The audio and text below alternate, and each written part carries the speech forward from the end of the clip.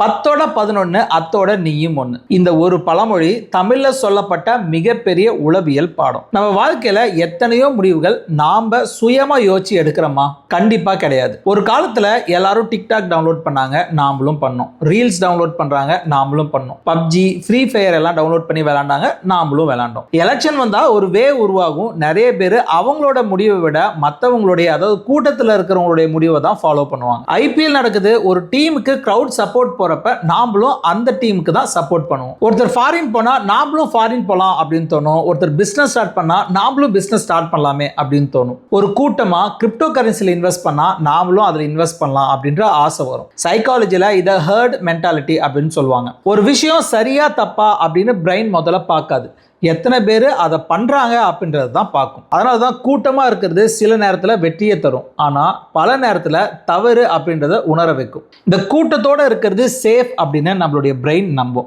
அதனால தான் ஒரு ட்ரெண்ட் வைரல் ஆகுது, ஒரு ஹேஷ்டேக் வைரல் ஆகுது, ஒரு ஒப்பீனியன் வைரல் ஆகுது. அந்த விஷயம் உண்மையா பொய்யா அப்படின்னு பார்க்கறதுக்கு முன்னாடியே மக்கள் அதை ஷேர் பண்ண ஆரம்பிச்சிடுறாங்க. இது சோசியல் மீடியாவில் மட்டும் இல்லை, நம்ம வாழ்க்கையிலையும் நடந்துட்டு தான் இருக்கு. கூட்டத்தோட சேர்ந்து தப்பு பண்றவனுக்கும் தனியா யோசிச்சு சரியா பண்றவனுக்கும் வாழ்க்கை பெரிய வித்தியாசம் வரும். சோ 10ஓட 11 அத்தோட நீ ஒண்ணு அப்படின்னு வாழ்ந்தா இந்த கூட்டம் எங்க போகுதோ அங்க போகும். ஒரு நிமிஷம் நின்று ஏன் போறோம் அப்படின்னு கேட்க ஆரம்பிச்சிட்டா அங்கதான் சிந்தனை அப்படின்றது பிறக்குது.